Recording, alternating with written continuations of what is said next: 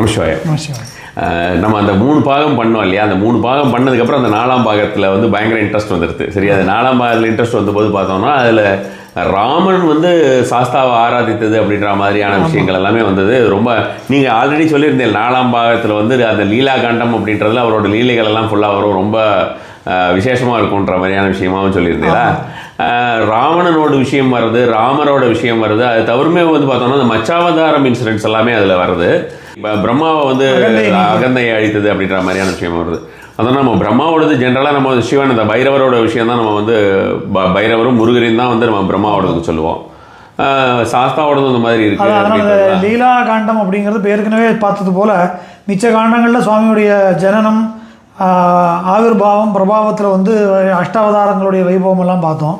இப்போ அது தவிர உள்ள பகவானுடைய லீலைகளையும் வைபவங்களையும் தான் அடுத்தடுத்த காண்டங்களில் இப்போ லீலா காண்டம்ங்கிறதுல என்ன கிளாஸிஃபை பண்ணியிருக்கோன்னா, இந்த பௌராணிகத்தில் இந்த அவதாரம் அல்லாத பகவானுடைய மிச்ச லீலைகள் எல்லாம் கிளாஸிஃபை பண்ணியிருந்தோம். இப்போ அதில் நீங்கள் சொன்னது மாதிரி பிரம்மாவுக்கு அகந்தை ஏற்பட்ட போது, அதாவது கிட்டத்தட்ட நம்ம சுப்பிரமணியருடைய கதை மாதிரியே தான். ஆனால் என்னென்னா இங்கே பகவானுடைய பட்டாபிஷேகத்தின் போது பிரம்மா இவரை பார்த்து ஒரு சின்ன பையன் நினச்சி இவரை நமஸ்காரம் பண்ணாமல் போய்டுறாரு. அதனால் பிரம்மாவுக்கு சிருஷ்டித்துவம் போய்டுறது, சிருஷ்டி பண்ணக்கூடிய நேரத்தில் அது மறந்து போய்டுறது, சிருஷ்டியெல்லாம் விபரீதமாகிடுறது. அப்போ பகவான் இடத்துல மன்னிப்பு கேட்டு நம்முடைய தட்சிண பாரதத்தில் சந்திரபிரபான்னு சொல்லக்கூடிய நதிக்கரையில் காடந்தேத்தின்னு சொல்லக்கூடிய க்ஷேத்திரம் இருக்குது, இன்றைக்கும் இருக்குது. 14 பிரளயம் பார்த்த சாஸ்தாவர் எங்கே, எட்டுக்குடிக்கு பக்கத்தில், வேதாரண்யம் இதில் ஒரு டிஸ்ட்ரிக்டில் வரும். எட்டுக்குடிக்கு பக்கத்தில் முருகன் கோவிலேருந்து ஒரு 7 கிலோமீட்டர் 8 கிலோமீட்டர் வரும். அது சுவாமிக்கு பேர் வந்து ஆதிநாதர்னு பேர், ஆதீனமழை ஐயனார்னு சொல்கிறது ஆதிநாதர்னு பேர். 14 பிரளயமாக அழியாமல் அவிமுக்த க்ஷேத்திரமாக, அவிமுக்த க்ஷேத்திரங்கிறது காசிக்கு அந்த பேர் உண்டு, அதுவும் அதே பேர் உள்ள ஒரு க்ஷேத்திரமாக விளங்கக்கூடிய திருத்தலம். அங்கே அந்த பிரளயம் ஆயிருக்கு அப்படி 14 பிரளயத்தையும் தாண்டி அந்த கோவில் இருக்குது, தாண்டி கோவில் இருக்குது. ஓகே ஓகே, பிராச்சீனமான கோவில். சுவாமி வில்வமரத்தடியில் சுயம்புவாக இருக்கக்கூடிய அற்புதமான ஒரு க்ஷேத்திரம். ஸோ அங்கே வச்சு பிரம்மா வந்து சாஸ்தாவை பூஜை பண்ண சுயம்புவா இருக்காருன்னா நீங்கள் அந்த இங்கே இதிலெல்லாம் சொல்லியிருந்தீங்க ஊட்டியில் லிங்க வடிவத்தில் இருக்கு, இங்கே மூர்த்தியாகவே தான் மூர்த்தியாகவே இருப்பார்.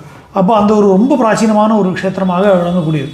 உங்களுக்கு ஒரு புதன்கிழமையும் சனிக்கிழமையும் ஆயிரக்கணக்கான ஜனங்கள் வந்து அந்த சத்தியக தீர்த்தம், பகவானுடைய புத்திரனான சத்தியகன் அங்கே தீர்த்தம் உண்டு பண்ணியிருக்கார். அந்த சத்திய தீர்த்தத்தில் குளிச்சு பகவான் ஈரத்தோடு சுற்றி வர்றது அப்படிங்கிறதுக்கு ஆயிரக்கணக்கான ஜனங்கள். ஆமாம், அவருடைய இது. ஸோ அந்த அப்படி பிரம்மா தபஸ் பண்ண இடம் அது. ஸோ அப்படி அந்த சரித்திரம் இதில் வருது. அதுக்கப்புறம் நம்ம ஏற்கனவே சஹஸ்ரநாமத்தில் வருதுன்னு சொன்னேன், காலிகையன்னு சொல்லக்கூடிய ராட்சசர்களை, அந்த ராட்சசனை பகவான் சம்ஹாரம் பண்ணினது. ஜலந்தரன்னு சொல்லக்கூடிய அரக்கனை வந்து சிவபெருமான் சம்ஹாரம் பண்ணுறார். அந்த சிவபெருமான் சம்ஹாரம் பண்ணக்கூடிய ஆத்மசக்தியாக பகவான் இருந்தார்னு சொல்லி அது. அப்புறம் சுவாமிக்கு எப்படி யானை வாகனம் வந்தது அப்படிங்கிற சரித்திரம், சாஸ்தாவுக்கு யானை வாகனம் வந்த அந்த ஒரு சரித்திரம் விசேஷமாக சொல்லப்படுது. ஏற்கனவே நம்ம முருகனோட பார்க்கும்போது சொன்னேன், அந்த முருகப்பெருமானால் சம்ஹாரம் பண்ணப்படக்கூடிய தாரகாசுரன், அவன் தபஸ் இருந்து சாஸ்தாவுடைய வாகனம்னு பூர்வஜன்மத்தில் தபஸ் பண்ணியிருக்கான். ஸோ முருகப்பெருமானுடைய கையினால் சூரசம்ஹாரம் ஆகிறதுக்கு முன்னாடி தாரகாசுர சம்ஹாரம் ஆறுது. தாரகாசுர சம்ஹாரம் ஆன உடனேயே அவன் பகவான் சாஸ்தா அவனை ஏற்கனவே பண்ண தபஸுடைய காரணமாக அவனை யானை வாகனமாக ஏற்றுக்கிறார். அந்த சரித்திரம். அப்போ இப்போ முருகருக்கே வந்து யானை வாகனமாக இருந்தது, அது வேற. முருகனுடைய யானை வாகனமாக இருக்கக்கூடியது வந்து ஐராவதம் தான் பெரும்பாலும். இந்த தாரகாசுரன்கிற, அதாவது சூரபத்மனுடைய சகோதரர்கள் 3 பேர் பார்த்தோமே, சூரபத்மன், தாரகன், சிங்கமுகாசுரன். அதில் சிங்கமுகாசுரன் முருகப்பெருமானால் கொல்லப்பட்ட போது துர்கையுடைய சிம்மவாகனமாக மாறுறான். தாரகாசுரன் முருகப்பெருமானால் சம்ஹாரம் பண்ணப்படும் போது சாஸ்தாவுடைய யானை வாகனம் மாறான். சூரனும் பத்மனும் 2ஆக பிரிந்து சேவல் கொடியாகவும் மயில் வாகனமாகவும் மாறும். ஸோ அந்த யானை வாகனம் வந்த சரித்திரம். இந்த மத்ஸ்யாவதாரம் நீங்கள் கேட்டிருந்தீங்க. மத்ஸ்யாவதாரம் வந்து எப்படின்னா, இது சில விஷயங்கள் வந்து சில புராணங்களில் ஒரு தெய்வத்தை கம்மி பண்ணி சொல்கிற மாதிரியும் ஒரு தெய்வத்தை உயர்வுபடுத்தி சொல்கிற மாதிரியும் தோணும். இது வந்து நம்ம வந்து அழகாக இங்கிலீஷில் சொல்லணும்னா criticism not for the sake of criticism. அது வந்து இன்னொரு தெய்வத்துடைய பெருமையை காட்டுவதற்காக விளங்கப்படக்கூடிய ஒரு விஷயம். நகி நிந்தா நியாயம்னு பேர். நிந்தைனா மட்டம் தட்டி சொல்கிறது, நகி நிந்தா இது நிந்தை பண்ணுறதுக்காக சொல்லலை, மற்றொரு தெய்வத்தினுடைய உயர்வை சொல்வதற்காக. அப்படி சில புராணங்களில் மகாவிஷ்ணுடைய 10 அவதாரங்கள், இந்த 10 அவதாரங்கள் சொல்லும்போது அதில் 5 அவதாரத்தில் சிவபெருமான் அம்சத்திலிருந்தோ இல்லை சிவபெருமானுடைய புத்திரர்களாலேயோ நிகிரகமும், 5 அவதாரத்தில் அனுகிரகமும்னு இருக்குது. அந்த கணக்கு பிரகாரம் மகாவிஷ்ணுடைய முதல் 5 அவதாரங்களுக்கு சிவபெருமான் அந்த அவதாரத்துடைய பூர்த்தியை சிவபெருமானுடைய புத்திரர்கள் மூலமாக நடந்தது அப்படின்னு இருக்குது. ஸோ அப்படி மத்ஸ்யாவதாரத்தை சாஸ்தாவும், கூர்மாவதாரத்தை சுப்பிரமணியரும், அப்படி ஒரு வராகாவதாரத்தை கணபதியும், நரசிம்மாவதாரத்தை சரபர்னு நம்ம சொல்கிறோம். சரபர் வந்து வீரபத்ரருடைய அம்சமாகவும், வாமனாவதாரத்தை சட்டநாதர்னு சொல்லக்கூடிய பைரவரும், இப்படி இதன் மூலமாக நடந்தது அப்படின்னும். அடுத்த 5 அவதாரத்தில் பூஜனீயமாக இந்த 5 அவதாரங்களுமே சிவபூஜை பண்ணிட்ட காரணத்தினால அவர்களுக்கு சிவதீட்சை கிடைச்சதுன்னு சொல்லி சைவபுரமான புராணங்கள் இருக்கும். வைஷ்ணவ புராண புராணங்கள் இது இருக்காது. ஆனால் இது சைவபுரமான புராணங்கள் இப்படி சில சரித்திரங்கள் நமக்கு காண கிடைக்கிறது. இது வந்து விஷ்ணுவை குறைச்சி சொல்லணும் அப்படிங்கிறதுக்காக இல்லை. அது ஆனால் சிவன் சிவசிவதேவோ விஷ்ணு சிவதேவம் சிவான்னு அவர் 2 பேருக்குள்ள பேதம் கிடையாது. அதை நம்ம குறைச்சி சொல்கிறதுக்காக சொல்லலை. ஆனால் அந்த புராணங்களில் இப்படி இருக்கிற சம்பவங்கள், இது ஸ்காந்தத்தில் இந்த சம்பவம் இருக்குது. ஸ்காந்த புராணத்தில் இந்த மத்ஸ்யாவதாரத்தை சாஸ்தா ஒரு செம்படவனுடைய மீனவனுடைய உருவத்தில் வந்து அடக்கினார்னு சொல்லி ஒரு சரித்திரம் காணப்படுறது.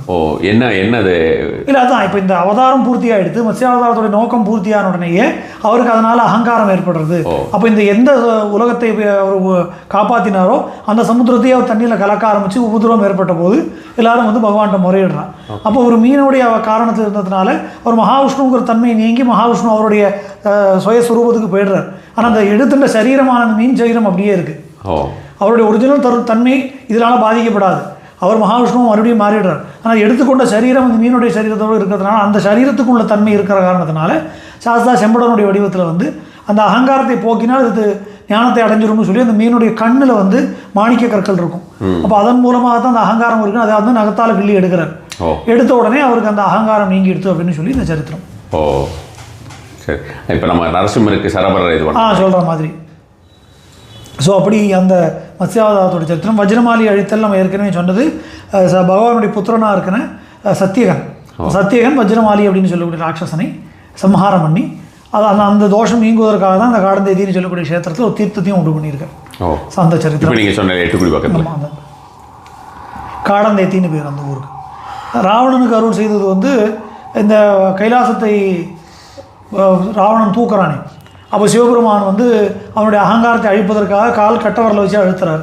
அப்போ உடனே அது ராவணனுடைய கைகளெல்லாம் அது கடியில் மாட்டின்னு கொடுத்து. அப்போது அவன் வந்து பகவான் நாரதர் சொல்கிறான்னு சாஸ்தாட்ட பிரார்த்தனை பண்ணு, அவர் ஏதாவது உபாயம் சொல்லுவார்னு சொன்னோடனே பகவான்கிட்ட பிரார்த்தனை பண்ணோடனே பகவான் வந்து எங்கள் அப்பாவுக்கு வந்து சாமகானம் பிடிக்கும், நீ சாமகானம் பண்ணியானா ஒன்று அனுகிரகம் பண்ணிடுன்னு சொல்கிறார். அப்படி சாமகானம் பண்ணி பரமேஸ்வரனுடைய அனுகிரகத்தை பெற்றதுனால அவன் தன்னுடைய குடும்பங்களை எல்லாரையும் கூட்டிட்டு ரைவதகிரியில் இருக்கக்கூடிய சாஸ்தாவுக்கு விசேஷமாக பூஜை பண்ணினான் அப்படின்னு சொல்லி ஒரு சரித்திரம். அது எங்கே இருக்குது? ரைவதகிரி குஜராத்தில் இருக்குது. இன்றைய குஜராத்தில். இப்போ நீங்கள் கோவில் இருக்கானா எனக்கு தெரியல.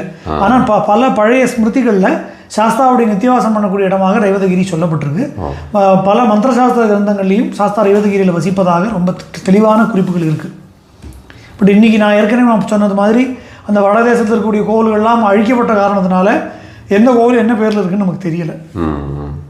ஆனால் இது தென்னாட்டில் எழுந்த டெக்ஸ்ட்டுகள் கிடையாது, வடநாட்டில் இருந்து வந்தக்கூடிய டெக்ஸ்ட்டுகள்லையுமே ரைவதகிரியில் சாஸ்தா இருக்காருங்கிறது ரொம்ப விசேஷமாக சொல்லப்படுறது. அதே போல் இந்த நாய் ஆடு கோழின்னு சொல்லக்கூடிய 3 விலங்குகளும் சாஸ்தாவோடு வாகனமாக அல்லாமல் பகவானோட சன்னிதானத்தில் இருப்பதாகவும் பகவான் அதனோடு விளையாடும் தன்மை கொண்டவராக இருக்காருன்னு சொல்லி சில ஆகமங்களில் குறிப்புகள் இருக்குது. நாய் ஆடு கோழி முதலான மிருகங்களை தன்னுடைய சன்னிதானத்தில் வைத்து அதோடு விளையாடுதல் விருப்பம் கொண்டவராக அப்படின்னு ஒரு குறிப்பு ஒரு ஆகமத்தில் இப்போ எனக்கு தெரிஞ்சு அம்சுமத் வேதம்னு நினைக்கிறேன். அம்சுமத் வேத ஆகமத்தில் அப்படி ஒரு குறிப்பு வருது.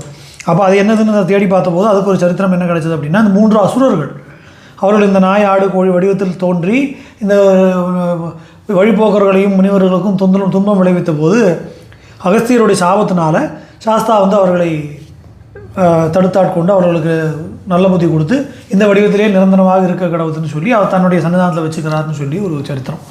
அது சங்குகர்ணாதிகளை வதம் செய்தல்னு சொல்லி சங்குகர்ணன் சொல்லக்கூடிய ராட்சசன் தபஸ்விகளுக்கும் நல்லவர்களுக்கும் தாமிரபரணி கரையில் துன்பம் கொடுத்து கொண்டிருந்த போது உக்ர தபஸ்ங்கிற முனிவருடைய தவத்துக்கு இணங்கி பகவான் அங்கே தரிசனம் கொடுத்து இந்த சங்குகர்ணன் முதலான பரிவார கணங்கள் அவனுடைய அசுர படைகள் மொத்தத்தையும் அழித்து அங்கேயே நிரந்தரமாக கோவில் கொண்டாருன்னு ஸ்காந்தத்தில் தான் நினைக்கிறேன், ஸ்கந்த புராணத்தில் இல்லை பத்ம புராணத்துலையோ சங்கமுகேஸ்வர மகாத்மியம்னு ஒரு பகுதியில் கிடைக்கிறது. அது வந்து உங்களுக்கு இன்றைக்கி வந்து நடுக்காவுடையார் தர்மசாஸ்தான்னு பேர். திருநெல்வேலியில் பாளையங்கோட்டைங்கிற பகுதியில் அவ்வளவு பழமையான ஒரு க்ஷேத்திரமாக இந்த கோவில் இருக்குது.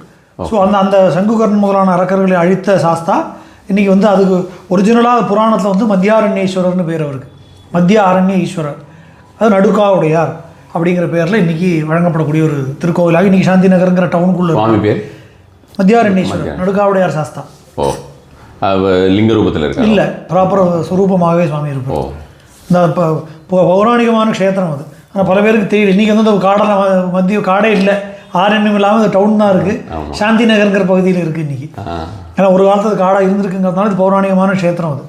அதே போல் இந்திராணியை காப்பாற்றினது முருகப்பெருமானுடைய அவதாரத்துக்கு முன்னாடியே சாஸ்தாவுடைய அவதாரம் உண்டாயிடுது.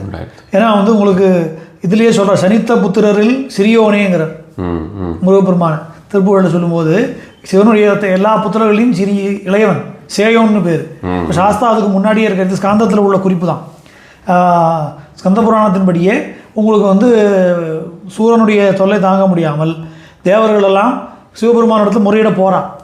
அந்த கட்டத்தில் இனிமேல் தான் முருகப்பெருமான் உருவாகணும்.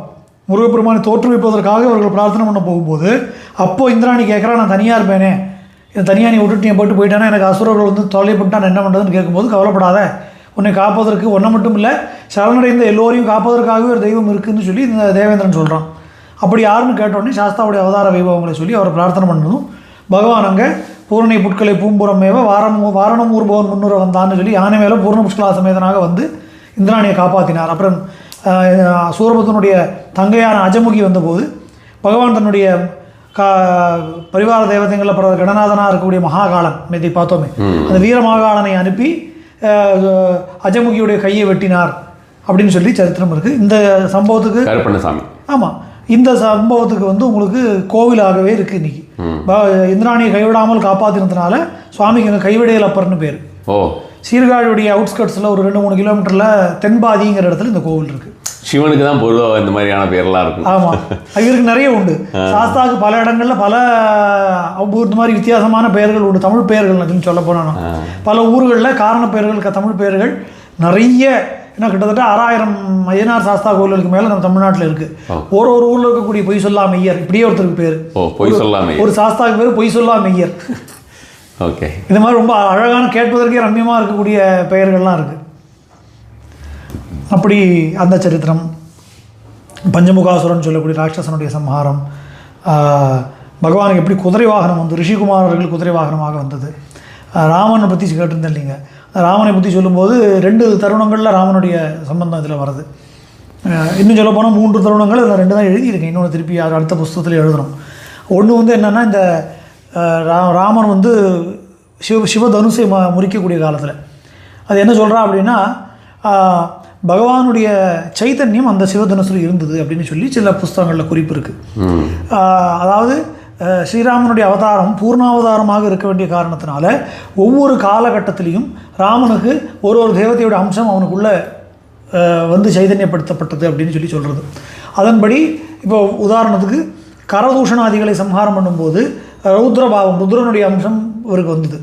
அந்த நாராயண தனுசு எடுக்கும்போது பரசுராமர்கிட்ட இருந்த நாராயண அம்சம் பூர்ணமாக இவற்றை வந்து விடுறது ராமர்கிட்ட. ஏற்கனவே ஒரு மரியாதை புருஷோத்தமன் பூர்ணாவதாரம் தான். ஆனாலும் ஒரு காலகட்டத்தில் அந்த ஒரு சக்தி அவர்கிட்ட வந்து சேர்ந்ததாக ஒரு லீலை அது. அப்போ அதன்படி இந்த சிவதனுசில் ரக்ஷண தேவதையாக இருக்கக்கூடிய சாஸ்தாவுடைய அம்சம் அவர்கிட்ட இருந்துதான். அப்போ அந்த வில்லை எடுக்கும்போது அவர்கிட்ட வந்தது. அதனால தான் அவரால் அந்த வில்லை உடைக்க முடிஞ்சது அப்படின்னு சொல்லி ஒரு கேரள கல்பம்னு சொல்லக்கூடிய புஸ்தகத்தில் இந்த குறிப்பு இருக்குது. அந்த சரித்திரம் இதில் சொல்லப்பட்டிருக்கு. பின்னால் இன்னொரு ராமன் சாஸ்தாவை ஆராதித்தது அப்படிங்கிறது வந்து இன்றைக்கும் இருக்குது அந்த கோவில். கொல்லம் டிஸ்ட்ரிக்ட் கேரளாவில் சாஸ்தாங்கோட்டைன்னே பேர் அந்த ஊருக்கு. அப்போ பகவான் இந்த மாதிரி வனவாசத்தில் சீதையை தேடி ராமன் வரும்போது அந்த வனத்துக்குள்ளே சாஸ்தாவுடைய ஒரு சாநித்தியம் இருப்பதை உணர்ந்து சாஸ்தாவுக்கு பூஜை பண்ணுறார். அப்போ பகவான் சாஸ்தா சொல்கிறாராம், கவலைப்படாமல் நீ போய் உனக்கு யுத்தத்தில் ஜெயம் கிடைக்கும், தென் திசையை நோக்கி போன அவர் அனுப்பி வைக்கிறார். பின்னாடி சீதையை கண்டுபிடிச்சி யுத்தமெல்லாம் ஜெயிச்சு திரும்பி வரும்போது இந்த பகவானால் தான் நமக்கு இது கிடச்சிதுன்னு சொல்லி இவருடைய பூஜை நான் முடக்கப்படாதுன்னு சொல்லி அந்த பாலம் கட்டுறதுக்கு 2 வானரர்கள் ஹெல்ப் பண்ணான், நலன் நீலன். இந்த 2 வானரர்களையும் இந்த சுவாமியோட பூஜையை பண்ணி நீங்கள் இங்கேயே இருங்கன்னு ராமர் உத்தரவு கொடுத்து அனுப்பிச்சி வச்சார் அப்படின்னு சொல்லி அங்கே இது ஸ்தல புராணம். இன்றைக்கும் அந்த கோவிலில் பார்த்தீங்கன்னா சாஸ்தாங்கோட்டைன்னு பேர். ராமர் தர்ப்பணம் பண்ண அந்த காயல் இருக்குது, கரையில் கோவில் இருக்கும். கோவில் காம்பவுண்டுக்குள்ளே ஒரு மரம் இருக்கும். அந்த மரத்தில் குரங்குகள் இருக்கும். அந்த குரங்குகள் இந்த நலன் நீலனுடைய வம்சத்தை சேர்ந்தவர்கள். அந்த கோவில் குரங்குகள் வெளியில் போகாது கோவில் காம்பவுண்டை விட்டு. பகவானுக்கு நைவேத்தியமான உணவு தான் அந்த குரங்குகளுக்கு. வெளியில் போயிட்டால் மறுபடியும் முதலே ஒன்று இருந்தது அது மாதிரி. இது இன்றைக்கும் வெளியில் அந்த குரங்கு தப்பித்தவரை வெளியில் போயிட்டால் மறுபடியும் உள்ளே சேர்த்துக்காது. வெளி குரங்குகளும் உள்ளே வராது. இன்றைக்கும் நடக்கக்கூடிய இதில் என்னென்னா அந்த குரங்குகளுக்கு ஆகாரம் கொடுக்குறதே ஒரு வேண்டுதல், அங்கே ஒரு நேர்ச்சை, பகவானோட பரிவாரங்கிறதுனால. ஓணத்துலலாம் பார்த்தோம்னா நம்ம கேரளாவில் சத்யா போடுவோமே, அது மாதிரி குரங்குகளுக்கு வானர சத்யான்னு போட்டு தனியாக எல்லாம் இலையை போட்டு பரிமாறி பழங்களாக போட்டு பரிமாறி இருப்பா. அந்த குரங்குகளுக்கு டிசிப்ளினாக வந்து உட்காந்து சாப்பிடும். நம்மளை ஒரு மாதிரி ஒருத்தர்லேருந்து ஒரு இலைன்னு எடுக்காது. அந்த இலையில் என்ன போட்டிருக்கோ அந்த இலையில போட்டு அப்படியே உட்காந்துனே இருக்கும். இந்த லீடர் குரங்கு வந்ததுக்கப்புறம் ஒன்று ஒன்றா சாப்பிட ஆரம்பிக்கும். இன்றைக்கி உனக்கு யூடியூப்பில் வீடியோலாம் இருக்குது நிறைய. அந்த க்ஷேத்திரம் ராமன் வந்து சாஸ்தாவை பூஜை, சாஸ்தாங்கோட்டை கொல்லம் டிஸ்ட்ரிக்டில் இருக்குது.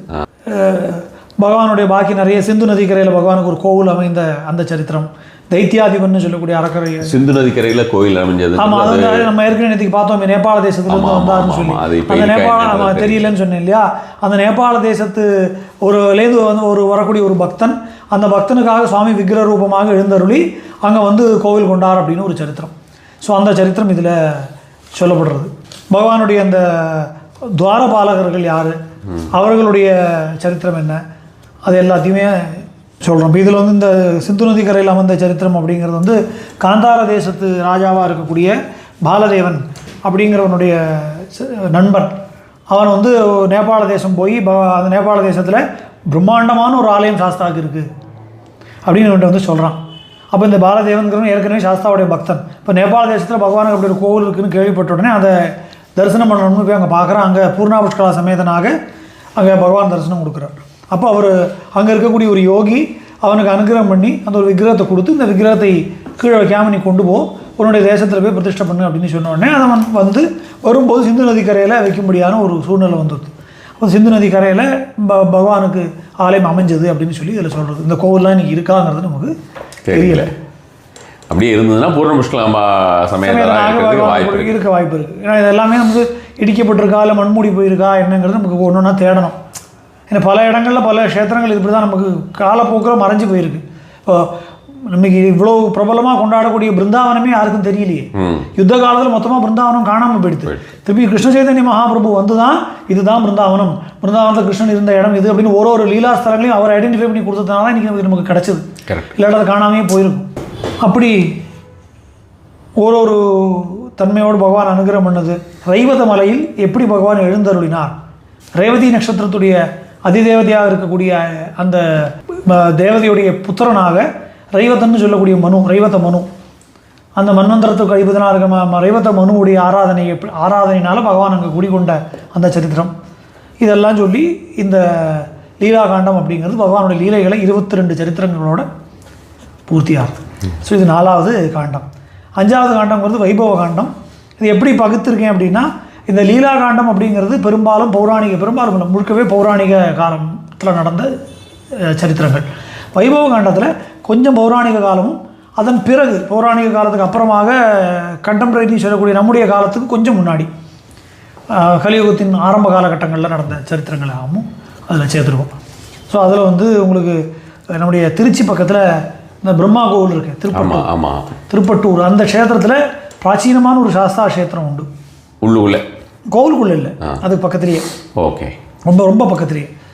ஸோ அதாவது அர்த்த மண்டபம் மகாமண்டபத்தோடு கூடின பிரம்மாண்டமான சாஸ்தா ஆலயம்.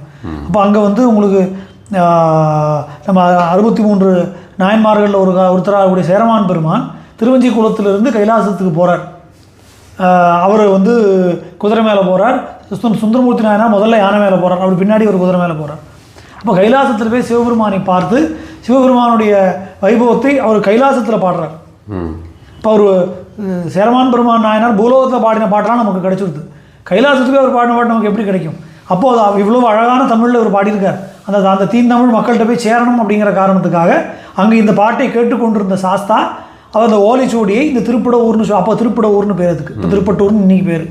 அப்போ இந்த திருப்பட ஊரில் இருக்கக்கூடிய சபையில், வேதியர் சபையில் இதை கொடுத்து இதை பிரச்சாரம் பண்ணுங்கன்னு சொல்லி கொடுத்தாங்க. திருக்கைலாய ஞான உலா அப்படிங்கிற அந்த பாடல் வந்து கைலாசத்தில் வச்சு சேரமான் பெருமானால் பாடப்பட்டது. அதை இவர் இங்கே அரங்கேற்றார் சுவாமி, அதனால் அவருக்கு அரங்கேற்றி ஐயனார்னு பேர் சாஸ்தாவுக்கு. கையில் ஓலைச்சுவடியோடையே இருப்பாருங்க. அந்த சரித்திரம் இது. அதுக்கப்புறம் இந்த அஜமுகியுடைய சூரபத்மனுடைய தங்கையாக இருந்த அஜமுகியுடைய பூர்வ ஜென்ம சரித்திரம். அதுக்கப்புறம் கரிகால் சோழனுக்கு அஜமுகியுமே வந்து அவளுக்கு இந்த சாப விமோசனத்துக்காக வந்தது தான் அந்த சரித்திரம். அதுக்கப்புறம் கரிகால் சோழனுக்கு சுவாமி அனுகிரகம் பண்ணுறது. இப்போ நம்ம காஞ்சிபுரத்தில் போனோம் அப்படின்னா அங்கே இருக்கக்கூடிய சாஸ்தா, அந்த சாஸ்தாவுடைய சன்னிதானத்தில் வந்து கரிகால சோழன் காஞ்சிபுரத்தில் இங்கே காமாட்சி அம்மன் அம்மா அம்மா அம்பாள் சன்னதியிலே பின்னாடி ஒரு சாஸ்தா பின்னாடி ஒன்று இருக்கார், பூர்ண முஷ்கலா சமேதனாக இருக்கக்கூடிய வடிவம்.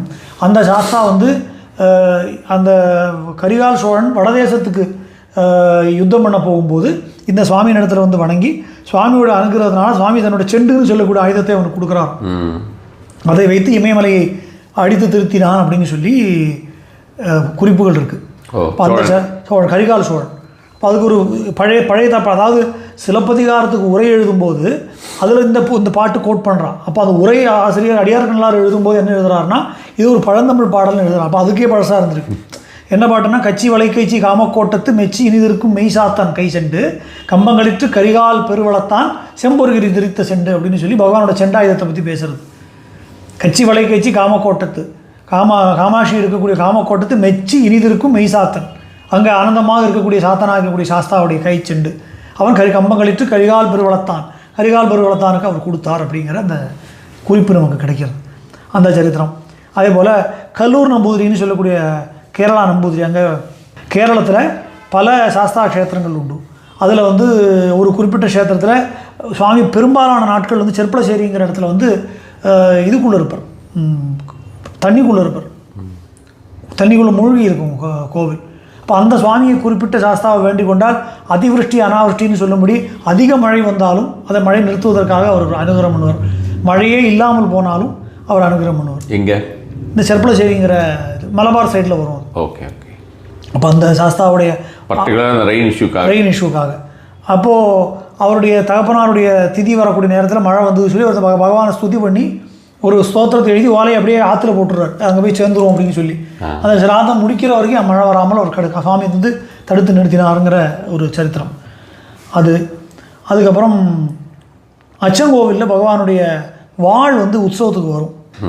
இந்த மண்டல பூஜைக்கு மாத்திரம் உங்களுக்கு கரெக்டாக அது ஒரு 8 நாள் 9 நாள் கொடியேறினத்துலேருந்து மண்டலாபிஷேக பூர்த்தி வரைக்கும் வரும். டிசம்பர் 15 16 வந்ததுன்னா 25 26 வரைக்கும் இருக்கும்.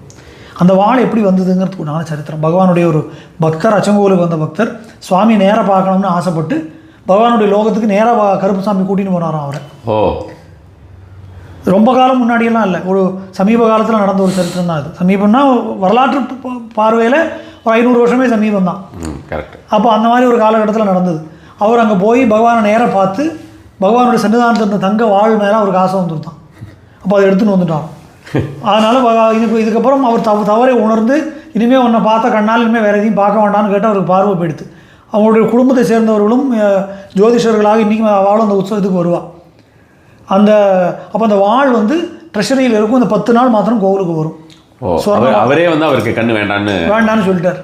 இந்த மாதிரி எடுத்துன்னு வந்ததுனால அதை எடுக்கணும்னு ஆசைப்பட்டு எடுத்த உடனே பகவானோட லோகத்தில் இருந்தும் பழையபடி அச்சங்கோவில் வந்து விழுந்துடுறார். பார்த்தா கையில் வாழ் இருக்குது. அதனால் அந்த மாதிரி ஒரு பிரார்த்தனை பண்ணிடுமே, ஒன்றை பார்த்த கண்ணால் வேறு எதையும் பார்க்க வேண்டாம்னு சொல்லி அந்த வாழ் வந்து அது எழுதியிருக்கும், காந்தமலை வாழ்னே அதில் பொறிச்சிருக்கும். அப்போ அது வந்து திருவாபரணம், எப்படி சபரிமலைக்கு திருவாபரணம் வருதோ அதுபோல் அச்சங்கோவில் சாஸ்தாவுக்கு திருவாபரணம் உண்டு. அந்த திருவாபரணம் இதில் வரும். அதில் இந்த வாழும் வரும். சுவாமியோட தான் இருக்கிறதா? சுவாமியோட இருக்கிறது அது அந்த சரித்திரம். அதுக்கப்புறம் ஆரியங்காவில் சௌராஷ்டிராகுலத்தில் பிறந்திருக்கக்கூடிய ஒரு பெண்ணை எப்படி ஆண்டாள் ரங்கநாதரை திருமணம் செய்து கொண்டாலும் அதே போல் சௌராஷ்டிராகுலத்தில் பிறந்த அந்த பெண் ஆரியங்காவு சாஸ்தா மேலே பக்தி கொண்டு பகவானுடைய பக்திக்கு மிச்சி தன்னுடைய சக்தியாக ஏற்றுக்கொண்டார். இன்றைக்கும் மண்டல பூஜை சமயத்தில் ஆரியங்காவில் சாஸ்தா திருக்கல்யாணம் நடக்கும். இந்த ஒரு தேவியோட சௌராஷ்டிராகுலத்தை சேர்ந்தவர்கள் எல்லாம் பெண் வீட்டுக்காரர்களாகவும் கோவிலை சேர்ந்தவர்களெல்லாம் மாப்பிள்ளை வீட்டுக்காரர்களாகவும் இன்றைக்கும் முதல் நாள் நிச்சயதார்த்தம் பண்ணி இதெல்லாம் பண்ணி திருக்கல்யாணம் நடக்கும். சபரிமலையில் ஆரியங்காவு சாஸ்தா இப்படி அந்த பக்தியை ஏற்றுக்கொண்டார். ஆண்டாள் ரங்கநாதர் ஏற்றுக்கொண்டது போல் ஆரியங்காவு சாஸ்தா இந்த சௌராஷ்டிரகுல பெண்ணை ஏற்றுக்கொண்ட அந்த சரித்திரம். அதுக்கப்புறம் அப்பய தீட்சிதருடைய சரித்திரம் இது. அப்பய தீட்சிதர் சிவபெருமானுடைய அம்சமாக சொல்லக்கூடிய அப்பய தீட்சிதர் நன்னிலம் பக்கத்தில், தஞ்சாவூர் நன்னிலம் பக்கத்தில் ஒரு கோவில் இருக்குது. அந்த திருக்கோவிலில் உங்களுக்கு வந்து திரையம்பகபுரம், அந்த ஊருக்கு பேர் திரையம்பகபுராதீசம் கணாதிப சமன்விதம் கஜாரூடமகம் வந்தே சாஸ்தாரம் குலதெய்வத்தம்னு சொல்கிறோம், லோகவீரன் சொல்லும்போது சொல்லுவோம். அந்த திரையம்பகபுரம்ங்கிறது நன்னிலம் பக்கத்தில் இருக்குது. அங்கே இருக்கிற சாஸ்தா வந்து மூக்கு மேலே வரல வச்சுட்டு இருந்தார். அப்படி ஒரு சரித்திரம். அப்போ அந்த சந்தேகம் என்ன அப்படிங்கிற இது பகவான் ஏதோ ஒரு காரணத்துக்காக மூக்கில் வரல வச்சுட்டு இருக்காருன்னு அந்த காலத்து பெரியவர்கள்லாம் சிலை வடித்து வச்சுருக்கான். அந்த காரணம் என்னன்னு யாரோ ஒரு மகான் வந்து சொல்லும்போது பகவான் கையை எடுத்துருவார்னு அங்கே சொல்கிறான். அப்போ அப்பய தீட்சிதர் வந்து அந்த காரணத்தை சொல்கிறார். அப்போ பகவானோட கை சாதாரணமாக ஆச்சு அப்படின்னு சொல்லி அந்த சரித்திரம். அப்போ அந்த கோவில் இன்றைக்கும் இருக்குது. திரையம்பகபுரம்னு சொல்லி பாலசாஸ்தா சுவாமி சின்னதாக இவ்வளோதான் இருப்பார், மொத்தமே யானை மேலே அமர்ந்திருக்கக்கூடிய வடிவத்தில் இருக்கார். எங்கே எந்த இடத்துல இருக்கு? நன்னிலம் பக்கத்தில், தஞ்சாவூர் மாவட்டத்தில் நன்னிலம் பக்கத்தில் திரையம்பகபுரம். பேர் அதே தான், இன்னும் மறுவலை பக்கத்து ஊர் எருமைத்தலைங்கிறது நியரஸ்ட் டவுனு, நியரஸ்ட் வில்லேஜ். அங்கேருந்து இது வந்து காட்டுக்குள்ளே தான் இருக்கும். திரையம்பகபுரத்தில் வீடுகள்லாம் கிடையாது இப்போ. ஆமாம். திரையம்பகபுரம் கொஞ்சம் மாதிரி ஒரு ஐசோலேட்டடாக தான் இருக்கும். நம்ம அந்த பூஜை பண்ணுற சிவாச்சாரியார்கிட்ட கூப்பிட்டு சொல்லிட்டு தான் நம்ம போகணும். எல்லாரும் போய் ஜஸ்ட்டு தொழ முடியாது, ஏன்னா வழி தெரியாது நமக்கு. அதே போல் மானக்கஞ்சார நாயனார் 63 நாயன்மார்களில் ஒருத்தர்.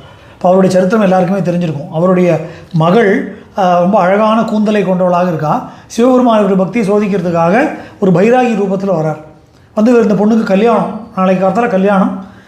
அப்போது வந்து இவர் முதல் நாள் வரார், நமஸ்காரம் பண்ணுறா கல்யாணத்துக்கு, பொண்ணுக்கு ஆசீர்வாதம் பண்ணுவோம் சொன்னோடனே அவள் வந்து அந்த அவருடைய சிவபெருமான் எந்த கோலத்தில் வந்தாரோ அந்த பைராகி சம்பிரதாயத்தில் இந்த தலைமுடியை திரித்து பூணலாக தரிக்கக்கூடிய ஒரு வழக்கம் இருக்குது. அப்போ அவர் சொல்கிறார், இது நமக்கு பஞ்சவடிக்கு ஆகுங்கிறார். பஞ்சவடினா அந்த பூணலுக்கு. அவர் கொஞ்சமும் யோசிக்காமல் பொண்ணோட தலையை மொட்டை அடித்து பூணலை அந்த முடியை கொடுத்துட்றாராம். அது இது வந்து பெரிய புராணம் சொல்லி சிவபெருமான்கிட்ட கொடுத்துட்றார். அப்போது அந்த சிவபெருமான் அவருக்கு அனுகிரகம் பண்ணி பண்ணுறார். ஆனால் ஒரு பொண்ணுக்கு மொட்டை தலையாக இருக்கும்போது எப்படி கல்யாணம் பண்ண முடியுங்கிற ஒரு பேச்சு வந்தபோது இவருடைய மனைவி வந்து சாஸ்தாவுடைய பக்தை, இவருடைய குலதெய்வம் சாஸ்தா. அந்த சுவாமி உடனடியாக இவர்களுக்கு அனுகிரகம் பண்ணி அந்த அவளுக்கு அறுத்த முடியை மீண்டும் முளைக்கும்படி செய்தாராம். அந்த சுவாமிக்கு இதே மாதிரி ஒரு கோவில் இருக்குது, அராமுடீஸ்வரர்னு பேர் சாஸ்தாவுக்கு. அந்த இடத்துல அறுத்த முடியை வர வைக்கிறதுனால அராமுடீஸ்வரர் அப்படின்னு வயக்காட்டுக்கு நடுவில். இது எங்கே இருக்குது?